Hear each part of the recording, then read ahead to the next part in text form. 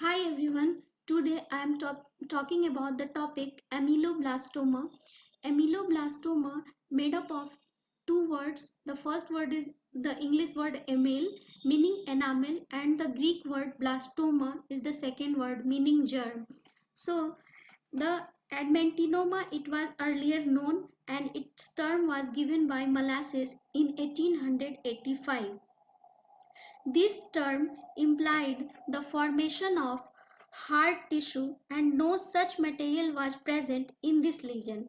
So this term was obsolete and the Churchill that given the another term in 1934 and this term was known as ameloblastoma.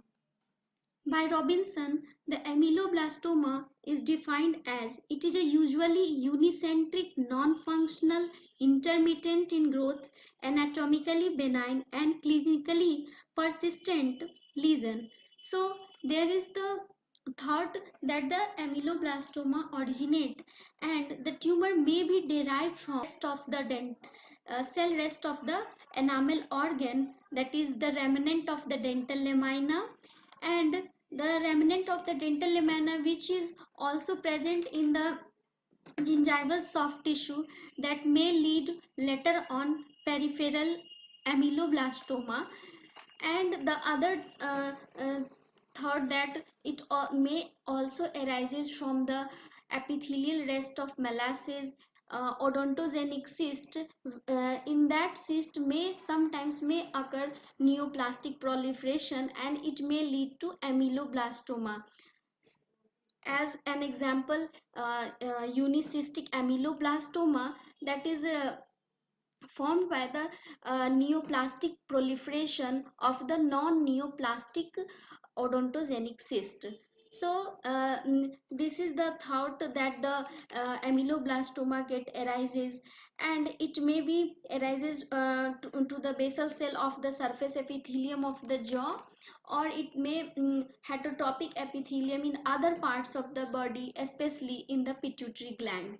So now we come over the classification here, and the classification based on the clinical type or radiographical type. There is the conventional solid or multicystic and unicystic type and the peripheral type of ameloblastoma. The conventional or solid or multicystic type of ameloblastoma, these are most commonly found about 86% of the all cases, and unicystic 13% of all cases, and the peripheral it is least common, that is about 1% of all cases. The peripheral ameloblastoma means when the rest of the dental lamina that may trap sometimes into the gingiva or soft tissue and it may lead to the peripheral or extra osseous ameloblastoma, whereas these remnant of the dental lamina rests are present in the jaw and they may lead to the conventional solid or multicystic type of ameloblastoma. Whereas in unicystic ameloblastoma, it is thought to be there may be the proliferation of the neoplastic proliferation of the non-neoplastic odontogenic cyst. Now we come over the clinical presentation. Among all, we know that the ameloblastoma it is 1% of the all tumor of the head and neck, and 11% of the odontogenic tumor ameloblastoma. Here there is asymmetry of face is seen here, and so now here we can see there is the expansion in the buccal and lingual cortical plate, and it is found in the anterior mandibular region here. Now, like site predilection, we know there is the conventional or solid or multicystic type of ameloblastoma. In 80 to 85% of cases, they mostly found on the ascending molar ramus area. So this is most predilected site for the conventional solid multicystic ameloblastoma. That percentage is 66% and the remaining one is 11%, 10 to 15%. Typical radiographic feature multilocular radiolucency of is seen, and the large locular lesion that is known as the soap bubble appearance. And sometimes it is also honeycomb, where the lesion is a small locular lesion, and buccal and lingual cortical plate expansion is also visible in radiograph. And in many cases, there are it is also associated with the unerupted tooth. Most often mandibular third molar is associated with radiolucent defect. And we can say here, they there is large multilocular lesion involving the mandibular angle and ascending ramus area. The large loculations show the soap bubble appearance. These are the large loculation and these are the soap bubble appearance. And unerupted third molar has been displaced high into the ramus area. So it is clear now.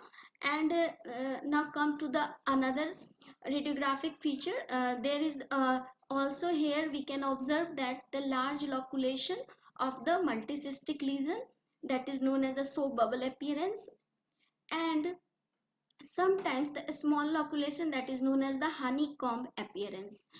And there is sometimes unilocular lesion that in case of early ameloblastoma, and it resembles that time radiographically it resembles look like lateral periodontal cyst. Now we come on the another picture. Here radiolucency and radioopacity, and these type of radiographic picture also seen in the fibroosseous lesion, as an example ossifying fibroma.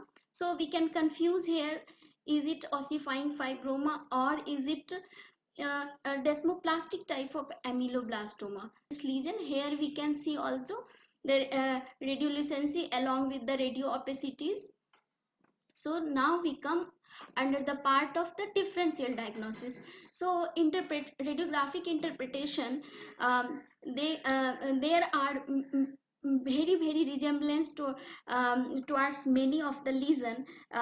One of the fibroosseous lesion, that is ossifying fibroma. And sometimes we are also confused with the odontogenic keratocyst.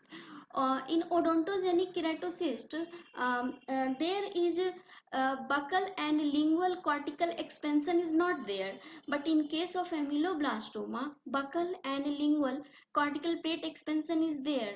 Whereas the OKC, there is no expansion of the buccal and lingual cortical plate, because the